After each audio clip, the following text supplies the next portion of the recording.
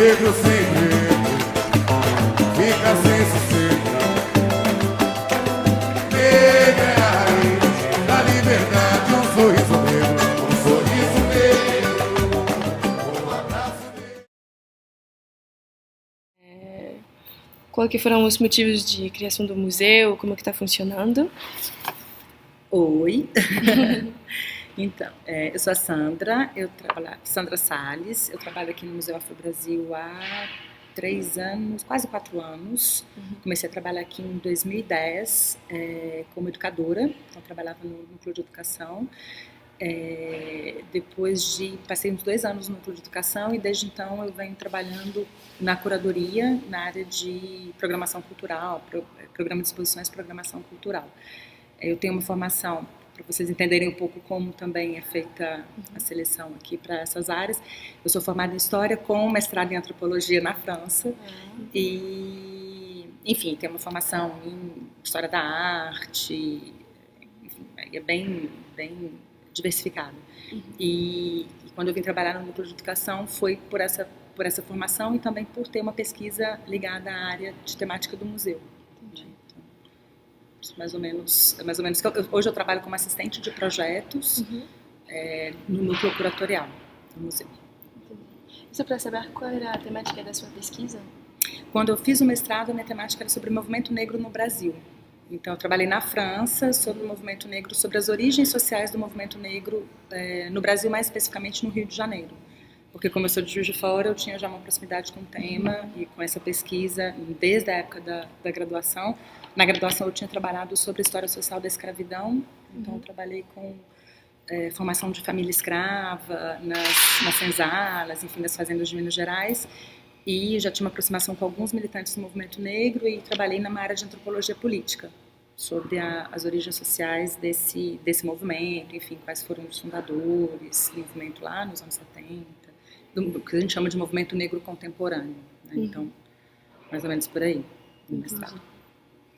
Então, a gente ficou muito interessada no projeto do museu porque eu acho que é muito diferente. É um museu criado justamente para que as pessoas conhecessem mais as culturas afro-brasileiras e também voltado a uma conscientização das populações negras do Brasil, conhecer a história deles, conhecer assim. E então a gente se perguntou quais foram os motivos mesmos da criação desse museu. Aí, enfim, vou falar em nome do curador, um pouco do que a gente conversa com ele a respeito disso, do que ele já disse sobre esse assunto.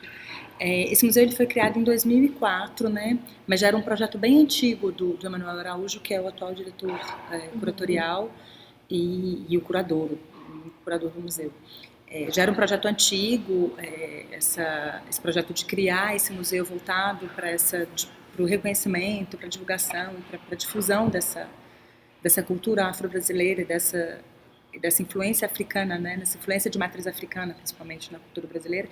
Mas eram projetos frustrados, enfim, acho que a gente tem também um histórico das relações sociais no Brasil que explica um pouco por que esses projetos são frustrados, né, foram frustrados.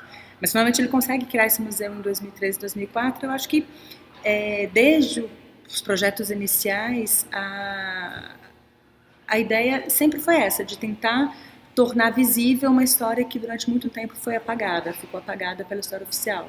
Então, o que ele sempre repete, ele sempre menciona, ele faz questão de dizer que esse museu ele não é um museu antropológico, ele não é um museu etnológico, ele não é um museu de gueto, ele é um museu que quer trazer para o povo brasileiro essa história, né? Essa história que durante muito tempo ficou invisível, né? Pela história oficial.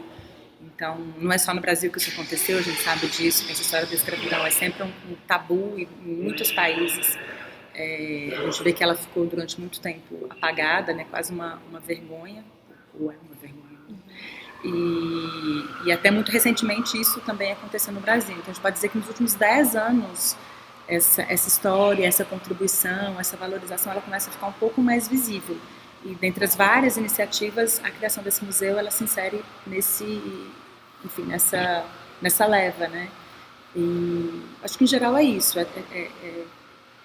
é movimentar, é trazer esse conteúdo, essa discussão, essa contribuição para dentro da história do Brasil, enfim, que inacreditavelmente ela ficou apagada durante muito tempo. Teve um evento para os 10 anos do museu? Os 10 anos do museu são agora, né? Sim, No mês de justamente. outubro. Exato, a gente está realizando, a gente está fazendo a programação cultural desse ano. É um ano que tem Copa no Brasil, um ano que tem eleição no Brasil, difícil, então é um ano difícil de trabalhar. Mas a gente está programando aí, finalizando a programação.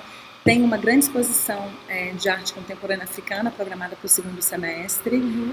Então a gente não tem a confirmação exata da data, mas provavelmente vai ficar seja na comemoração dos 10 anos do museu ou talvez no mês de novembro, que é o mês da consciência negra, né? Então o museu completa 10 anos no dia 23 de outubro e a gente tem o mês da consciência negra com a comemoração do 20 de novembro, né? Então essa exposição, que vai ser uma grande exposição internacional, ela provavelmente vai ser inaugurada durante esse período para marcar esses 10 anos. Enfim, tem uma programação a ser confirmada de shows, enfim. Precisa, né? Precisa de uma comemoração que está sendo fechada. Porque 10 anos de um museu é sim importante. Muito. A gente vai se informar no site. Então, a gente queria saber que público mesmo vocês querem alcançar. Tipo, vocês têm uma visão cosmopolita, querem alcançar todo mundo, mais um público-alvo. De autoconscientização. Então, um pouco o que eu estava dizendo relacionado a outra questão, né? O museu ele não tem essa intenção de ser um museu de gueto, né? Não é um museu que a gente fala assim, é um discurso que a gente incorpora muito, porque o núcleo educativo aqui no museu ele faz muitas visitas para escolas, enfim, é um público muito diversificado que vem visitar o museu. E às vezes a pessoa vem sempre com essa ideia de que o museu é um museu para o negro brasileiro, é um museu enfim, que não seja um museu aberto, né, para todas as pessoas. Sim, é um museu aberto, claro, de entrada gratuita, etc. Mas o foco dele não é somente o negro brasileiro, né, é um museu que visa todo e qualquer público que esteja interessado na formação cultural do Brasil, em conhecer mais sobre o povo brasileiro, conhecer mais sobre a cultura brasileira, seja ele um cidadão brasileiro ou estrangeiro. Então, não existe atualmente uma política de formação de público específica, né? A gente está falando que o museu tem 10 anos, é muito tempo, mas não é tanto tempo assim. Se você pensar que tem instituições, por exemplo, como a Pinacoteca, né, que são instituições centenárias, já é uma instituição centenária. Se a gente pensar, por exemplo, nos museus franceses, né, nesse histórico, 10 anos a gente chama criança ainda. Né? Então, é um museu que busca atualmente atingir todo mundo. Então, o público que vem ao Parque de Ibirapuera passear, o público das escolas, a gente tem um núcleo de educação que tem uma ação muito forte vinculada às escolas, sobretudo de ensino fundamental e médio, escolas públicas, escolas privadas, universidades, enfim, público com deficiência, terceira idade, todo e qualquer cidadão que queira conhecer, que queira saber mais sobre a história do Brasil, que queira conhecer essa história oficial, porque tem muita gente também que não quer, né? Que queira conhecer um pouco mais além dessa história oficial. Ele é bem-vindo. Então é bem amplo mesmo. E no Núcleo Educação vocês fazem que tipo de atividades? O Núcleo de Educação ele tem uma diversidade de atividades também. São atividades voltadas para as visitas orientadas, sobretudo, né? Então tem visitas orientadas para escolas públicas e privadas. A gente tem uma maioria de escolas públicas atendidas por esse núcleo. A gente tem um programa que é o Programa de Acessibilidade Singular Plural, que tem várias parcerias com instituições para deficientes, sejam deficiências visuais, público surdo. A gente tem um educador em Libras também, que atende, que é vinculado ao núcleo de educação e que atende um público surdo com visita em Libras. A gente tem atividades de formação de educadores, de professores. A gente tem, enfim, estou esquecendo, oficinas para o público em geral. Tem cursos abertos também ao público, com seminários. Então é um núcleo que é bem ativo e tem uma importância fundamental, inclusive na missão do museu. Né? É impossível entender esse museu, perceber esse museu sem o trabalho da educação. E bem largo, tipo, tem para crianças, para adultos, também para professores. Tem para crianças a partir de 5 anos. A gente recebe até crianças de 2, 3 anos, mas enfim, a gente já recebeu, nossa, inesquecível. Uma vez chegaram aqui vários grupos com várias crianças de 3 anos e ficaram circulando pelo museu, então a gente recebe também essas crianças. Mas o atendimento de educação é voltado para crianças a partir de 5 anos, então desde o ensino, enfim, de educação infantil, ensino fundamental, médio, universitários, pesquisadores, professores, educadores da educação não formal, né, que não sejam vinculados a escolas e universidades, mas a outros projetos sociais, ONGs. Então, todo esse público ele é atendido pelo Núcleo de Educação. E a gente viu no site que tem uma atividade que é leitura de narrativas ficcionais, que chama Aos Pés do Baobá. Isso. E será que a intenção é revalorizar a tradição de oralidade? Eu acho que sobre Aos Pés do Baobá seria até interessante vocês conversassem mais com a coordenadora da educação, mas ela não está aí hoje. Mas enfim, Aos Pés do Baobá ele é um projeto. Anteriormente, né, o Museu de 2004, Aos Pés do Baobá é um projeto que foi lançado em 2011. Se não me engano, foi no mês de novembro, foi 2011 isso. Então, tem aí quase 3 anos de existência.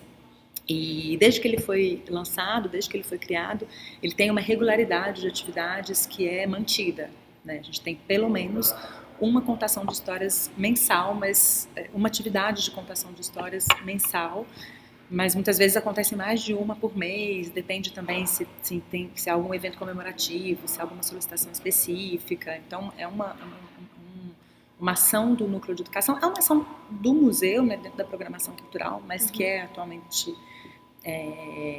orientada pelo Núcleo de Educação, encaminhada pelo Núcleo de Educação.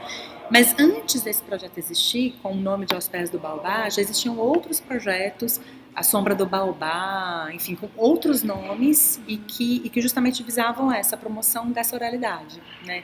E eu lembro que na época da criação do Aos Pés do Baobá, que a gente falou, não, ele precisa se tornar um programa institucional mesmo, e não uma atividade, um programa institucional com uma regularidade, e não uma atividade pontual, né, comemorativa, enfim.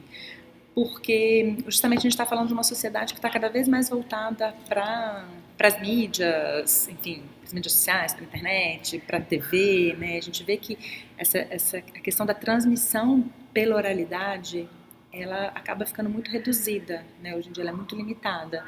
Então, como trazer isso de volta para o cotidiano das crianças e dos adultos também? Tanto é que o programa ele não visa só receber crianças, a gente já fez várias atividades Aos Pés do Baobá com adultos, com professores, e que ficam encantados, assim, às vezes eles chegam e falam, meu Deus, o que eu estou fazendo aqui e tal, e aí eles redescobrem essa riqueza e essa beleza da contação de histórias, né, que parece uma coisa muito simples, mas quando você conhece os profissionais, as pessoas que se preparam para fazer é um trabalho extremamente complexo, muito rico, muito, muito bonito.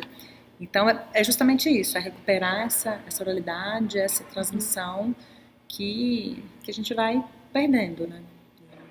Não só também no Brasil, mas enfim, no mundo inteiro, mas no Brasil, que tem essa herança africana, e quando a gente pensa, por exemplo, na religiosidade brasileira, que vocês conhecem aqui o acervo, já vocês visitaram o acervo do museu, o eixo principal do museu ele é a religiosidade. Né? E a religiosidade de matriz africana, ela foi transmitida oralmente, né? Não existiu uma compilação, um registro escrito, uma documentação desses códigos, né? Dos rituais, dos deuses, dessa simbologia, isso não era registrado por escrito. Então isso foi se transmitindo oralmente.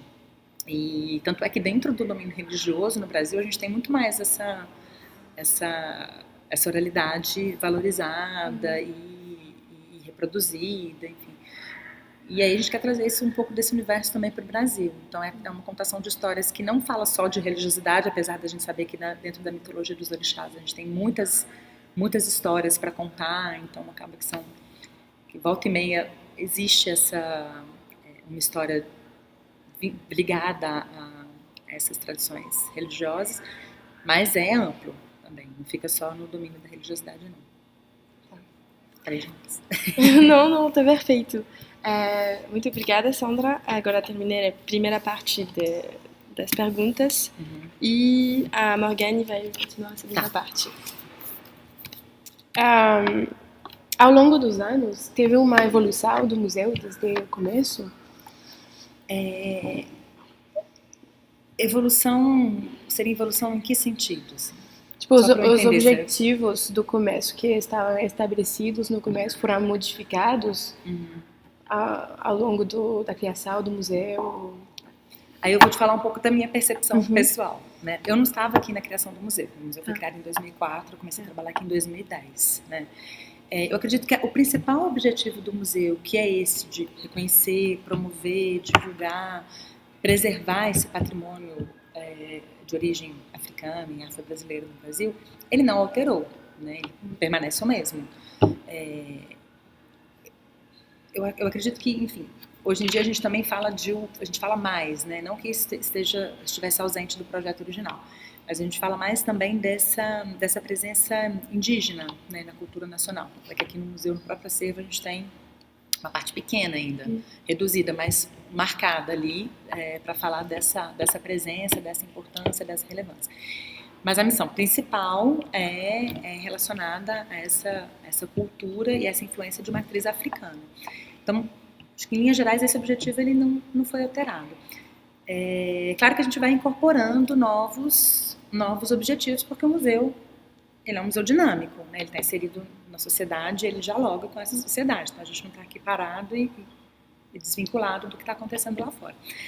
Então eu acredito que dentro da visão do próprio curador, né, que a gente fala do Emanuel, a gente tem que lembrar que ele é o principal curador do museu, praticamente a grande maioria das exposições tem uma curadoria individual dele, e ele também está inserido nesse mundo social, então é claro que quando ele propõe novas exposições, e dentro dessas exposições, quando ele propõe essa programação cultural, está conectado com esse universo. Então eu acredito que tem havido essa evolução, mas eu não saberia te dizer exatamente em que sentido. Eu acho que foram incorporadas novas ações dentro desses objetivos específicos, que a gente estava conversando. Por exemplo, em 2009 foi criado esse programa de acessibilidade, então trazer essa discussão, tornar essa discussão acessível também para públicos que têm uma grande dificuldade em frequentar equipamentos culturais de São Paulo, e dada a importância social desse museu, né, pelo caráter que ele tem, pelo tipo de tema que ele discute, então isso adquire uma relevância maior ainda dessa preocupação com a questão da acessibilidade dentro do museu. Então, eu acredito que tem alguns objetivos específicos que foram sendo incorporados aos poucos, né? Mas eu acredito que o objetivo principal mesmo ele foi mantido até pelo que a gente estava conversando. É um museu muito novo, né? Então a gente ainda tem um longo caminho pela frente antes de conseguir cumprir com esse objetivo principal, né? Para a gente poder se lançar talvez outros desafios. Tá. Então, foi difícil criar um museu sobre a cultura afro-brasileira, mas é a herança também da escravidão num país como o Brasil, que você falou antes da dificuldade, sabe, dessa história que também que às vezes fica tabu.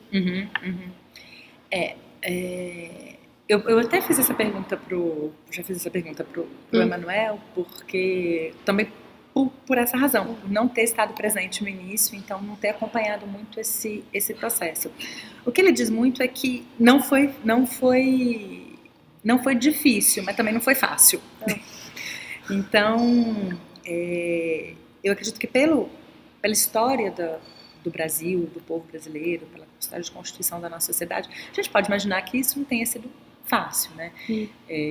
Aí eu também falo muito de uma perspectiva muito pessoal, né? Eu trabalhei com a história do movimento negro e a gente vê que, por exemplo, essa luta contra o racismo não é algo recente no Brasil, né? É algo que data aí desde o pós-abolição, né? E o movimento negro conseguiu se fixar enquanto movimento mesmo a partir da década de 80. Então é tudo muito recente. Então você pensar num espaço, Museu Afro-Brasil, dentro de uma sociedade que até o século, enfim, há 120 e poucos anos atrás, ainda era uma sociedade escravocrata, a gente pode imaginar que tenha sim havido dificuldades. Mas Mas enfim, né, depois de ter batido muito na água mole em pedra dura, né, como a gente diz aqui no Brasil, foi criado. Então, ele o diretor, né, que é o criador e o idealizador, ele diz que essa dificuldade ela existiu na criação e ela existe ainda hoje, se você for pensar no tipo de divulgação que esse museu tem, né? É um museu que até muito recentemente aparecia muito pouco na mídia, né, nos jornais, na TV. Hoje em dia a gente tem visto muito mais o museu na mídia, mas é algo muito recente, né? Um museu desse tamanho, no principal parque da principal cidade do país, da América do Sul, com um museu de 11 mil metros quadrados, com esse acervo, com toda a discussão que ele levanta, ele ainda é muito pouco visto, né? Ele é muito pouco percebido, ele é muito pouco divulgado, ele é muito pouco discutido. Então existe ainda essa resistência da sociedade, da mídia, e talvez exista também uma certa resistência, isso é algo que eu digo também a partir de uma experiência pessoal, com os grupos que eu já atendi, com as pessoas com as quais eu já conversei durante esse período da educação, que é entender a importância de um museu com essa temática, porque muita gente também questiona isso, mas isso aqui não... O museu é o Brasil, é o museu do povo brasileiro, né? Por que Museu Afro-Brasil? Né? Vocês estão sendo racistas, né? Tem um pouco essa questão, né? São vocês que estão segregando, né? Então existe um pouco ainda essa dificuldade de compreensão de que existe uma importância de marcar esse lugar, de mostrar, de dar visibilidade a essa produção material, a essa produção artística. Não que ele esteja desvinculado do resto, porque justamente o discurso do museu não é esse, né? A gente volta a falar, não é um gueto, né? Na verdade é um museu do Brasil mesmo, é do povo brasileiro, é porque o brasileiro vem aqui e se reconheça, né? Mas ele parte de um viés, de uma matriz africana, né? Então existe uma dificuldade que eu acredito que tenha existido no início e que continua a existir hoje, mas ela não foi um empecilho para que ele aconteça e para que hoje em dia, acho que cada vez mais ele apareça. E eu não sei se vocês viram agora que saiu uma reportagem no Estadão dizendo que o museu era o principal destino dos turistas que vieram para a Copa e tal. Então, né, a gente está começando a se fixar mesmo, né, a fixar esse lugar. E enfim, e a mostrar mesmo para a sociedade a importância dessa discussão, dessa valorização, né, desse patrimônio. Interessante que você fala disso, porque a gente procurou muito notícias nos mídias sobre a criação do museu, tipo, quando a inauguração. A gente encontrou poucas coisas. Pouco. Foi muito Exato. difícil. E muitas vezes se refere ao museu como tem novo museu afro em São Paulo. Não, é Museu Afro-Brasil. Você já vê uma coisa meio pejorativa, né? Novo Museu Afro.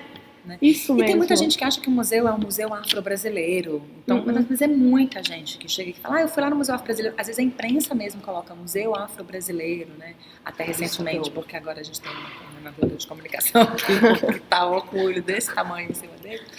Mas existe isso até muito recentemente, sendo que a gente tem um Museu Afro-Brasileiro, mas ele é ligado à Universidade Federal da Bahia, é uma outra instituição.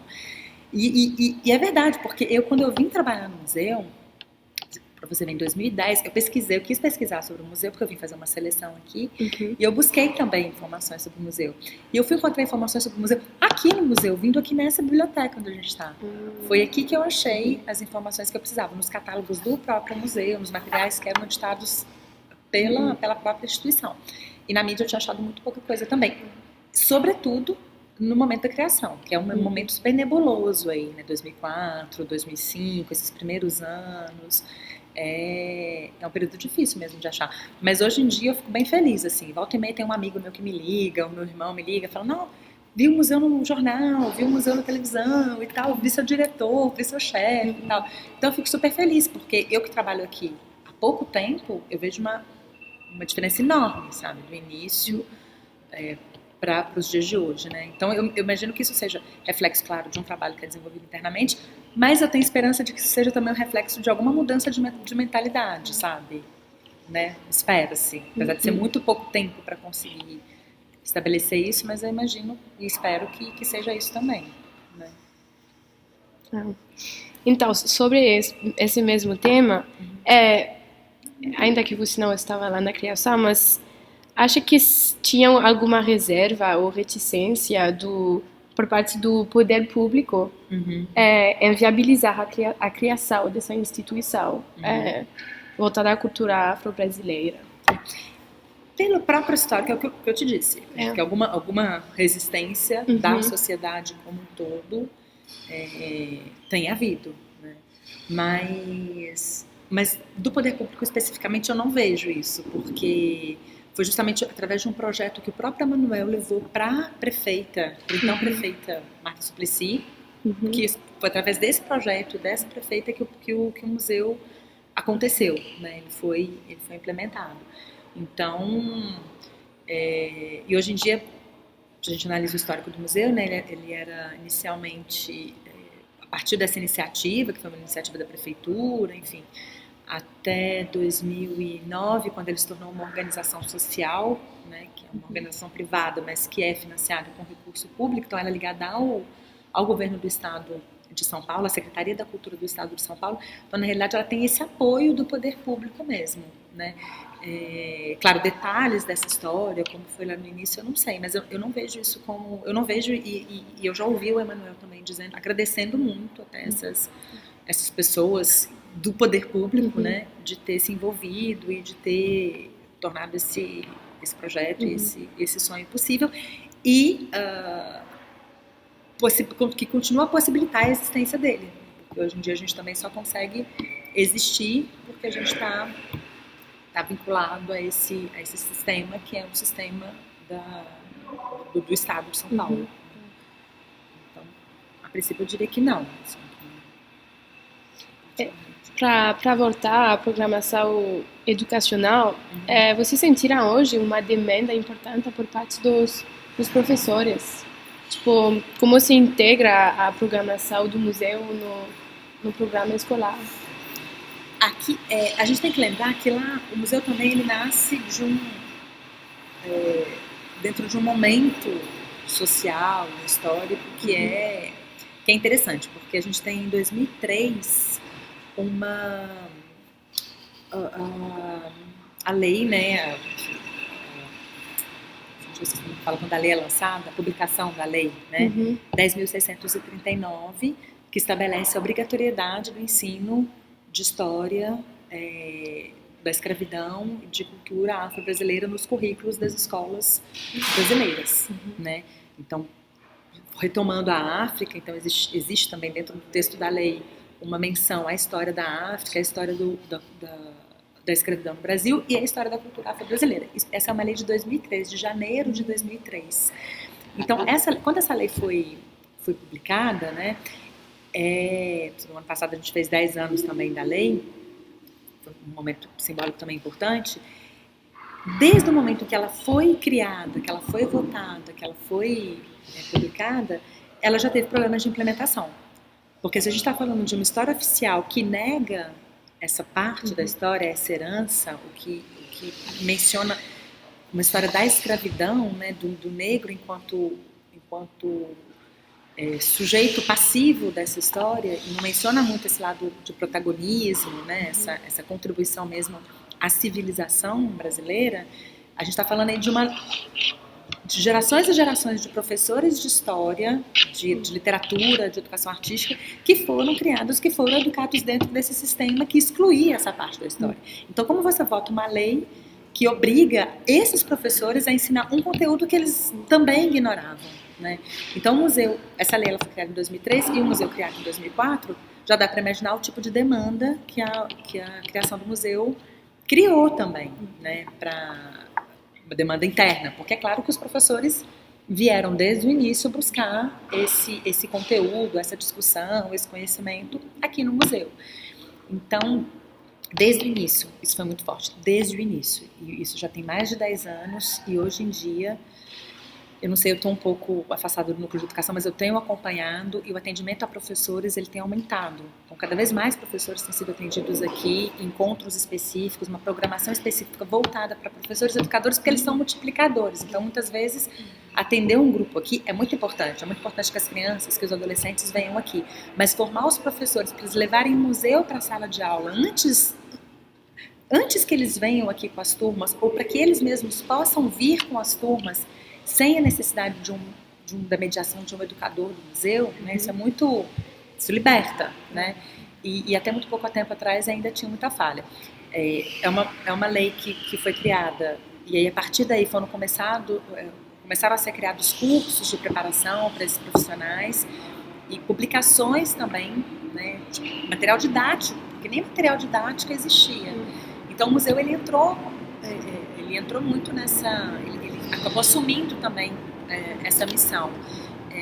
Eu acho que foi em 2005, que eu também não estava aqui, mas se não me engano foi em 2005, a gente teve um curso de formação para professores que durou um ano inteiro, então com uma discussão bem aprofundada dos vários temas que são abordados aqui no museu. E a gente tem um material didático, enfim, é um guia de visita ao acervo que é distribuído aos professores para também ajudá-los a trabalhar esses conteúdos em sala ou aqui com os alunos, e cada vez mais cursos, formação, encontros especiais, visitas especiais. Isso, encontro com educador. Teve agora, né? Último sábado, encontro com educadores. Então tem esses encontros que são encontros menores, né? A gente tem desde encontros maiores, a gente tem um auditório aqui, o de Souza, que tem uma capacidade para em torno de 160 pessoas, então algumas vezes a gente tem eventos, pelo menos uma vez por ano tem um grande encontro para professores que é organizado nesse auditório, nesse anfiteatro, que é no mês de outubro, que é próximo do dia do professor, né, que é 15 de outubro, mas além disso a gente tem várias atividades mais regulares, né, encontros aos sábados, visitas especiais, discussão de temas específicos para esses professores. Então, mesmo com o passar do tempo, claro que tem aumentado, existe muito mais publicações hoje em dia do que antes relacionadas ao tema, tem outras instâncias, né, as próprias universidades, outros lugares que formam sobre esses conteúdos, né? Mas o museu ele continua a ser muito solicitado, porque é muito difícil você, aí também é uma visão minha pessoal, é difícil você conseguir encontrar num lugar uma produção material, né? Uma cultura material ali exposta, né? Então, Dia 19. Brasileiro.